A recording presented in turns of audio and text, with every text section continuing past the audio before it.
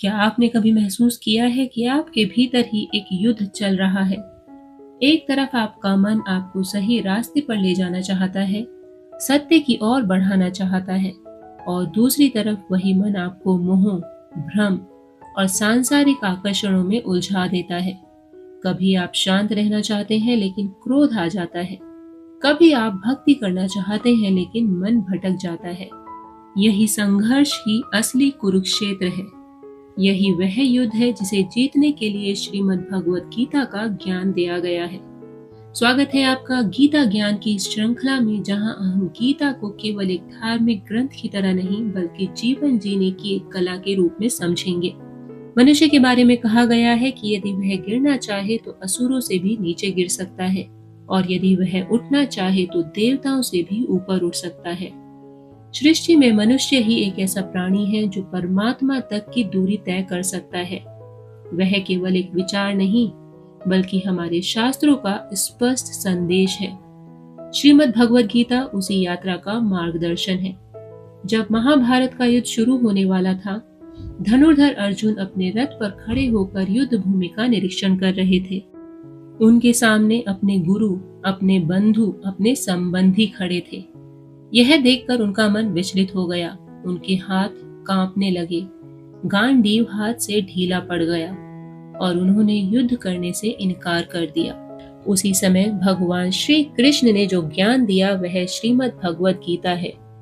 यह समझना आवश्यक है कि गीता का ज्ञान केवल युद्ध जीतने के लिए नहीं था, यह जीवन के युद्ध को जीतने की शिक्षा है। भगवान श्री कृष्ण बताते हैं कि यह शरीर ही क्षेत्र है और इसी में धर्म और अधर्म का संघर्ष चलता है। जब मनुष्य काम, क्रोध, लोभ और मोह में उलझ जाता है तो उसका शरीर कुरुक्षेत्र बन जाता है। लेकिन जब वही मनुष्य साधना करता है, संयम अपनाता है और परमात्मा की ओर बढ़ता है तो यही शरीर धर्म क्षेत्र बन जाता है। इस प्रकार धर्म क्षेत्र और कुरुक्षेत्र बाहर नहीं बल्कि हमारे भीतर है। हमारे भीतर दो प्रकार की प्रवृत्तियां चलती रहती हैं, देवी संपदा और आसुरी संपदा। देवी संपदा में सत्य, करुणा, धैर्य, विवेक और श्रद्धा आते हैं। आसुरी संपदा में मोह, अज्ञान, भ्रम, अहंकार और इंद्रियों का आकर्षण शामिल है। महाभारत के पात्र इन प्रवृत्तियों के प्रतीक हैं। धृतराष्ट्र अज्ञान का प्रतीक है, वह जानते हुए भी सत्य को स्वीकार नहीं करते। संजय संयम का प्रतीक है, जो हमें सही दृष्टि देते हैं।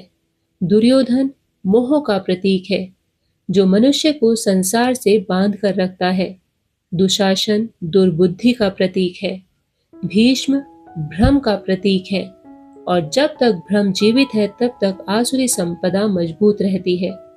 द्रोणाचार्य द्वैत का प्रतीक है, यह भावना कि मैं अलग हूं और परमात्मा अलग है।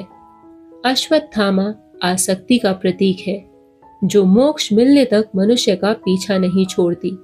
इसी प्रकार पांडव हमारे भीतर की सकारात्मक शक्तियों का प्रतिनिधित्व करते हैं। युधिष्ठिर धर्म का प्रतीक है, अर्जुन अनुराग का, भीम भाव का, नकुल नियम का और सहदेव सत्संग का। जब ये गुण जागृत होते हैं तो मनुष्य परमात्मा की ओर बढ़ता है। गीता के पहले अध्याय में धृतराष्ट्र संजय से पूछते हैं कि धर्म क्षेत्र कुरुक्षेत्र में एकत्र होकर मेरे और पांडु के पुत्रों ने क्या किया। यह प्रश्न अज्ञान की स्थिति को दर्शाता है। अज्ञान हमेशा जानना चाहता है लेकिन सत्य को स्वीकार करने से डरता है। भीष्म को भ्रम का प्रतीक कहा गया है। जब तक भ्रम जीवित है तब तक वह आसुरी प्रवृत्तियां अजय रहती हैं। भ्रम समाप्त होते ही अज्ञान भी समाप्त हो जाता है। द्रोणाचार्य द्वैत का प्रतीक है। जब तक साधक को यह अनुभव नहीं होता कि परमात्मा और आत्मा एक है, तब तक ज्ञान पूर्ण नहीं होता। शिखंडी का प्रतीक भी अत्यंत गहरा है। शिखंडी लक्ष्य प्राप्ति के बाद संस्कारों के त्याग का प्रतीक है।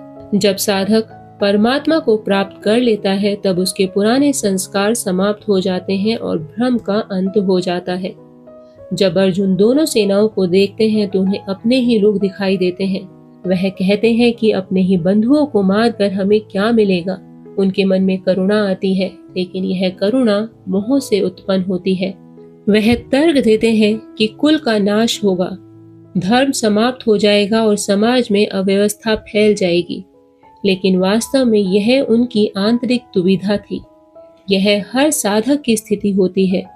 जब वह आध्यात्मिक मार्ग पर चलता है तो उसे अपने ही संबंध, अपने ही मोह रोकते हैं। अर्जुन अंत में निराश होकर रथ में बैठ जाते हैं और युद्ध करने से इनकार कर देते हैं। यही स्थिति विषाद की है। इसी कारण इस अध्याय का नाम अर्जुन विषाद योग रखा गया है।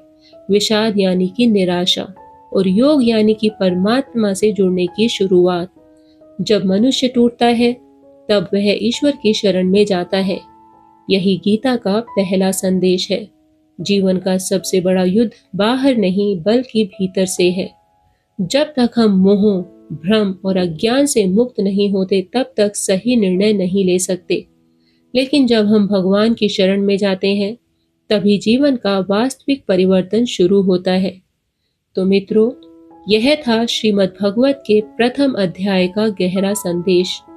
अगर आपके भीतर भी कभी दुविधा होती है, यदि आप कभी निर्णय नहीं ले पाते, तो समझ लीजिए कि यह आपका आंतरिक कुरुक्षेत्र है और गीता आपको उसी युद्ध को जीतने की शक्ति देती है। अगर आपको यह गीता ज्ञान श्रृंखला पसंद आए तो इस वीडियो को लाइक जरूर करें, इसे अपने मित्रों के साथ शेयर करें और ऐसे ही ज्ञानपूर्ण वीडियो के लिए चैनल को सब्सक्राइब करना ना भूलें। अगले भाग में हम जानेंगे कि भगवान श्री कृष्ण अर्जुन के संशय को कैसे दूर करते हैं और जीवन का वास्तविक कर्तव्य क्या है। तब तक के लिए जय श्री कृष्ण, जय श्री राम।